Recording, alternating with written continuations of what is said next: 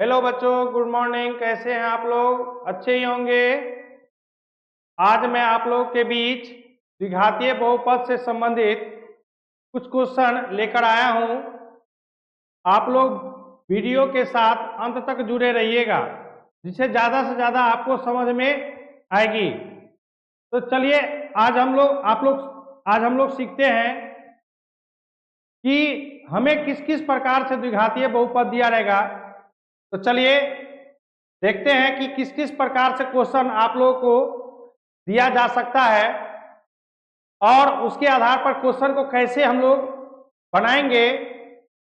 तो पहला देखिए कि सबसे पहले आपको दिया रहेगा सामान्य द्विघात बहुपद। कैसा दिया रहेगा? सामान्य द्विघात बहुपद दिया रहेगा। सामान्य द्विघात बहुपद का मतलब क्या? केवल और केवल पूर्णांक संख्या के रूप में दिया रहेगा। जैसे आपको दिया रहेगा x square plus 11x plus 30। ये जो है ये हमारे पास कैसा है? अभी ये सामान्य बहुपद है। दूसरा है, आपको दिया रहेगा बीच वाला पद आपको अपरिमेय दिया रहेगा। क्या दिया रहेगा? अपरिमेय। जैसे देखिए x square minus 2√3x minus 24। अभी देखिए कि कहां दिया हमारे पास? बीच में दिया है। अब क्या करेगा कि पहला पद और अंतिम पद में दिया रहेगा। हो सकता है पहला पद में ही दिया रहे। जैसे तीसरा क्वेश्चन, पहला पद या अंतिम पद। जैसे देखिए 2√3x square plus x minus 5√3। चौथा दिया रहेगा आपको परिमेय संख्या के रूप में।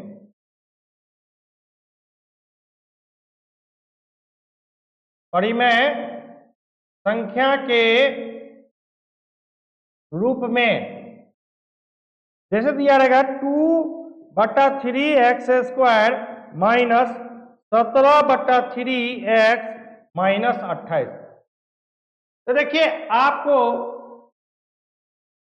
ये 4 प्रकार से क्वेश्चन दिया रहेगा। कितने प्रकार से? 4 प्रकार से क्वेश्चन दे सकता है। और इन चारों प्रकार से हम बारी बारी से आज क्वेश्चन को सोल्व करेंगे और देखेंगे कि कैसे हम इसको बना सकते हैं या बनाने का प्रक्रिया क्या है। तो चलिए सबसे पहला चलते हैं। कौन सा हमारे पास? सामान्य बहुपद। कौन सा? जब हमारे पास सामान्य बहुपद दिया रहे, उसमें ना कहीं अपरिमेय संख्या दिया रहे और न ही उसमें परिमेय संख्या के रूप में कुछ दिया रहे, केवल और केवल पूर्णांक संख्या दिया रहे। तो हम लोग चलते हैं अब इन चारों क्वेश्चन को ही हम लोग बना करके देखते हैं कि कैसे कैसे क्वेश्चन हमसे बनता है और उसका कैसे बनाने का तरीका है। तो पहला क्वेश्चन है हमारा x square plus 11x plus 30 बराबर 0। इसका कहता है कि गुणनखंड ज्ञात करके बहुपद ज्ञात करें। क्या कहता है कि द्विघातीय बहुपद दिया है आपके पास। क्या दिया है? द्विघातीय बहुपद। ऐसे क्वेश्चन दिया रहेगा कि द्विघातीय बहुपद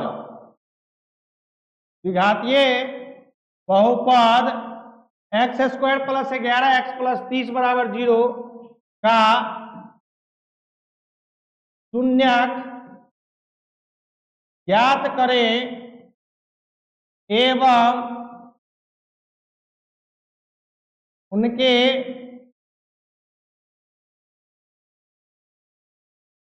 मूलों के बीच संबंध को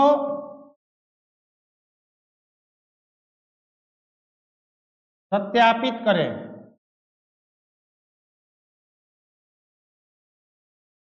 तो हम इस क्वेश्चन को कैसे बनाएंगे?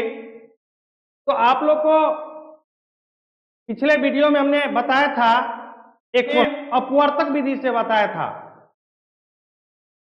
आज हम आप लोग को गुणनखंड विधि से बताएंगे। देखिए कैसे, तो हमारे पास इसको जब बनाएंगे तो हल लिखेंगे, हाँ, और हमारे पास क्या दिया गया है, सो लिखे दिया गया है प्रश्नानुसार। क्या दिया गया है प्रश्नानुसार? X square plus 11x plus 30 बराबर कितना? 0। तो पिछले वीडियो में हमने बताया था कि पहला पद और अंतिम पद को गुना करेंगे किसके साथ? चिन्ह के साथ। एक्स स्क्वायर गुना 30, हमारे पास कितना आ गया? 30x square.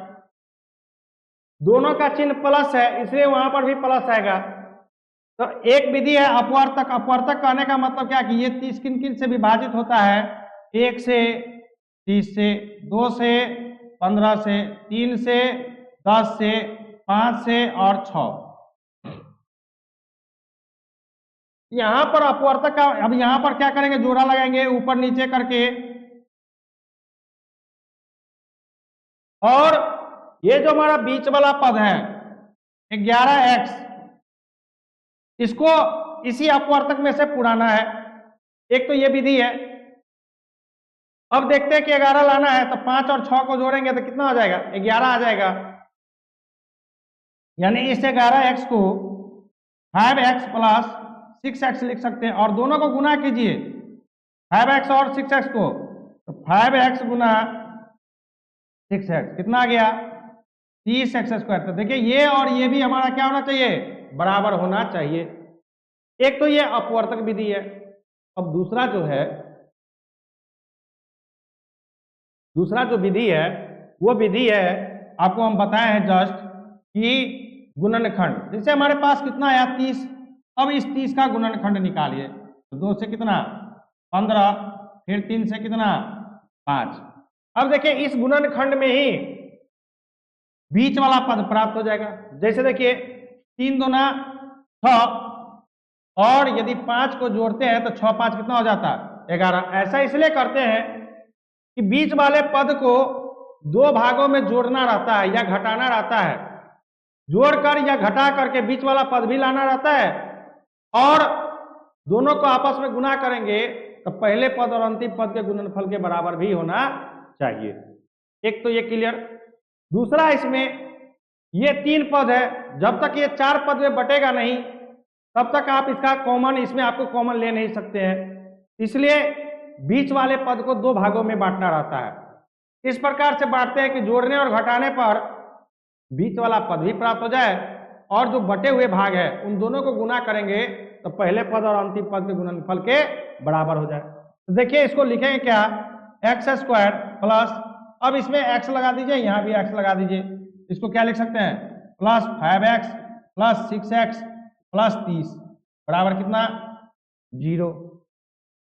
अब देखिए ये 4 पद में टूट गया, तो 2 पद, इन दोनों पदों का क्या करेंगे? आपस में कॉमन लेंगे। तो यहां पर हमें क्या मिल रहा है?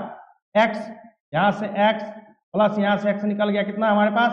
5 प्लस इन दोनों में क्या मिला? 6x। इस 30 को क्या लिख सकते हैं? 6 गुना 5। तो देखिए 6 6 मिल रहा है, 6 कॉमन ले लीजिए। यहां से बच गया x, यहां से बच गया क्या हमारे पास? प्लस 5 बराबर कितना? 0। अब हमारे पास क्या हुआ? x प्लस 5 यहां भी है, x प्लस 5 यहां, इन दोनों में भी कॉमन ले लीजिए आप। हमारे पास यहां से कितना बच गया? x, और यहां से हमारे पास कितना बच गया? प्लस 6। इस प्रकार से तो 2 गुणनखंड हमारे पास प्राप्त हो गया। लेकिन अभी हमारे पास क्या कहता है कि शून्यक निकालिए और शून्यकों के बीच के संबंध को क्या करना है? हमको सत्यापित करना है। तो चलिए देखते हैं कैसे इसको सत्यापित करते हैं। अब देखिए हम क्या करेंगे? इन दोनों गुणनखंडों को बारी बारी से क्या करेंगे? 0 के बराबर करेंगे। x प्लस 5 बराबर क्या? 0। दूसरा क्या? x प्लस 6 बराबर कितना? 0। x प्लस 5 है तो उधर क्या होगा? माइनस में 5 चला जाएगा, और इधर भी x प्लस 6 है तो उधर ले जाएंगे तो क्या होगा? -6। अब इन दोनों में से किसी को भी अल्फा मान लीजिए और किसी को भी बीटा मान सकते हैं। ये आपके मन पर डिपेंड करता है कि हम किसको अल्फा माने और किसको बीटा माने। अब जो पहला जो संबंध है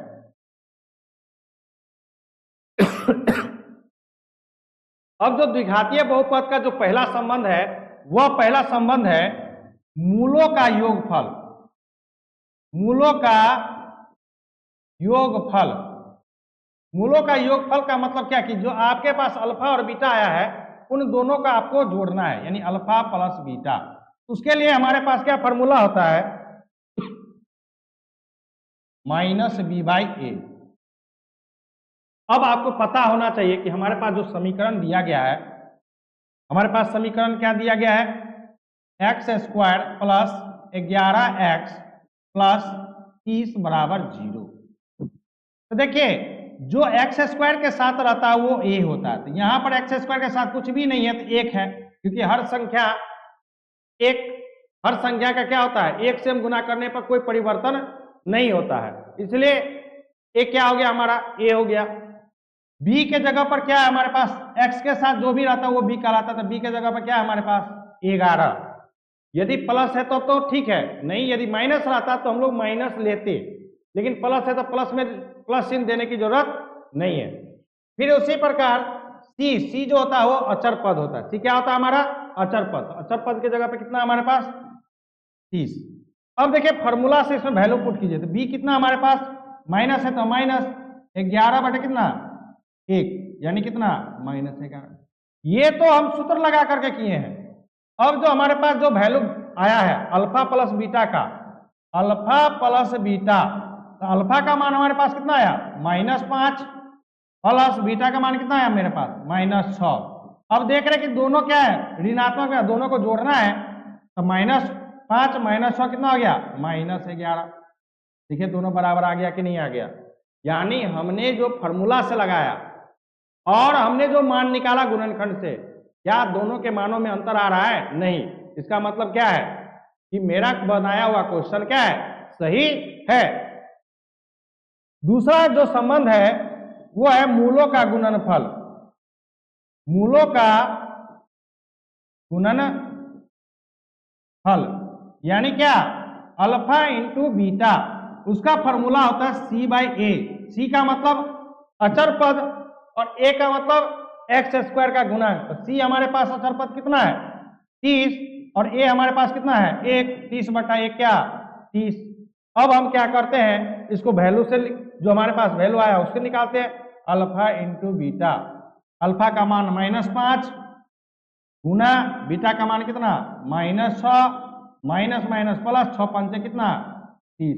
ये भी देख रहे हैं कि हमारा क्या है सही आ रहा। इसका कहने का मतलब क्या हुआ कि हमने जो बनाया ये सही है। तो आप लोगों को इसी प्रकार से क्वेश्चन पूछेगा, कहेगा कि द्विघातीय बहुपद दिया है, उनके बीच उनका गुणनखंड निकाले और उनके मूलों के बीच क्या करे, संबंध को सत्यापित करे। तो आप लोगों को इसी प्रकार से क्वेश्चन बनाना है, और आप लोग जब इस प्रकार से क्वेश्चन बनाइएगा तो पूरा का पूरा आप लोगों को नंबर मिलेगा। अब एक तरीका हम लोग सीख लिए